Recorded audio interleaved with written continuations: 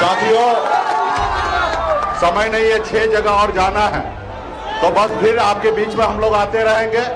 बस ये नामांकन सभा में हम लोग आए हैं, तो इसलिए साथियों, हम लोग जो लड़ाई लड़ रहे हैं अपने आप में ये आजादी की लड़ाई है। जो आपके हमारे पूर्वज ने अंग्रेज से लड़ाई लड़कर 250 साल लाखों की संख्या में बलिदान देकर हमारे देश को आजादी दिलाई। साथियों, ये देश आपका है, हमारा है साथियों, किसी का जागीर नहीं है।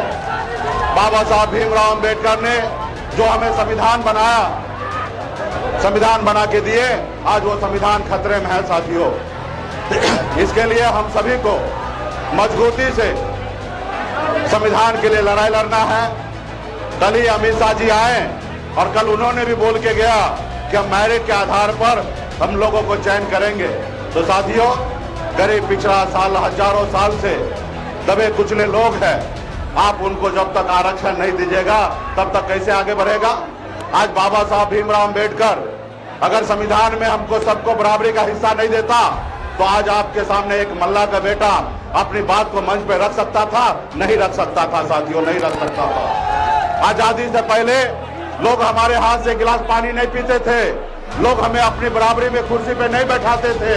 आज जो भी हमें मिला है ये बाबा साहब भीमराव अंबेडकर का दिया हुआ ताकत है, इसलिए आज हम लोग आपके बीच में अपनी बात को रखते हैं। मोदी जी कहते हैं कि हम लोग उनके विरोधी हैं। अरे भाई, हम आपके विरोधी नहीं हैं, हम आपकी तीसरी आंख है। जो आपको नहीं दिखता है वही काम हम आपको दिखाते हैं। जो आपने वादा किया था वही वादा तो हम याद दिलाते हैं। हम आपका विरोधी नहीं है, हम जनता का आवाज है साथियों, हम जनता का आवाज है।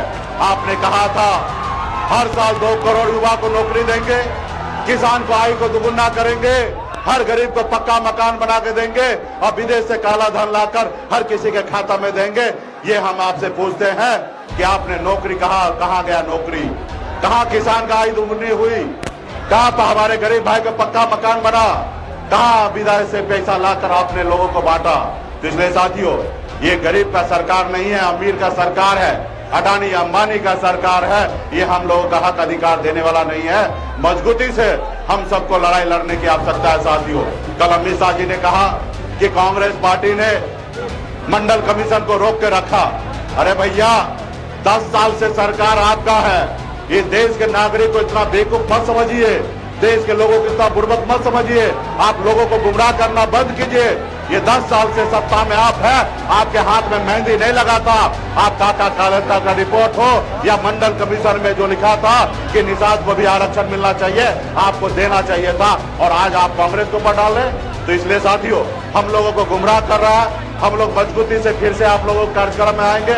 और अभी फिलहाल हम लोग नॉमिनेशन में आए, सभी हमारे अजय भाई को और मुन्ना शुक्ला जी को हमारा शुभकामना है। और पार्टी के जितने भी नेता हैं, आप लोगों ने हाथ में गंगा जल लेके संकल्प लिया है। आपने हक अधिकार के लिए लड़ाई लड़ने के लिए आने वाला समय में एक एक गांव में एक एक बूथ पर जाइए और मजबूती से हमारे प्रत्याशी दोनों प्रत्याशी के लिए मजबूती से काम करने का काम कीजिए।